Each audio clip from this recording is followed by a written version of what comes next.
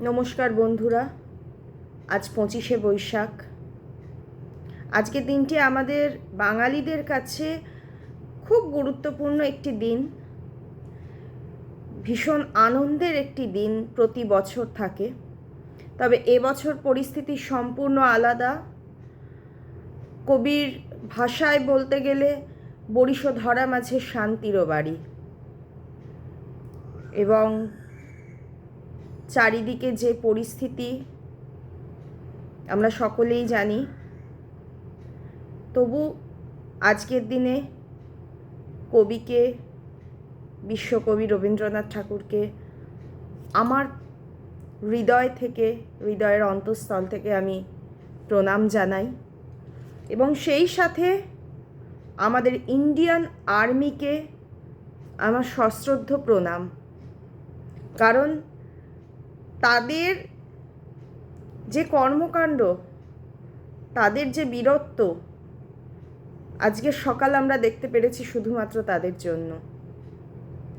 সুতরাং তাদের আমার অসংখ্য প্রণাম। আপনারা সাবধানে থাকবেন, এটুকুই চাই। আমি একটি ছোট কবিতা আজকে কবিকে স্মরণ করে পাঠ করছি। পরিস্থিতি ঠিক থাকলে হয়তো একটু অন্যরকমভাবে ভিডিও আনতাম, কিন্তু সেরকম পরিস্থিতি বা সেরকম মানসিক অবস্থা আমার মনে হয় দেশের কোনো নাগরিকেরই নেই এই মুহূর্তে। যাই হোক, আমার প্রণাম জানিয়ে কবিকে একটি ছোট্ট কবিতা। কবিতার নাম 25শে বৈশাখ।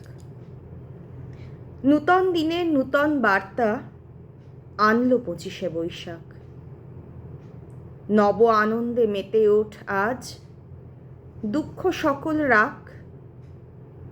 কবি তুমি নব, কবি তুমি প্রাণ, কবি তুমি চিরনূতনের গান। কে বলে তোমায় পুরাতন তুমি?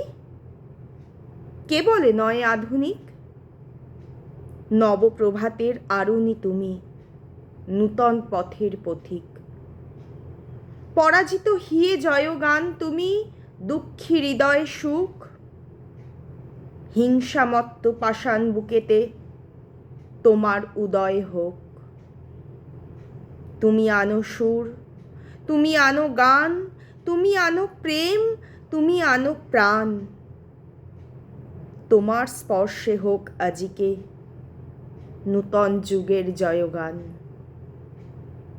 হে কবি, তোমায় দিনু প্রণাম। নমস্কার।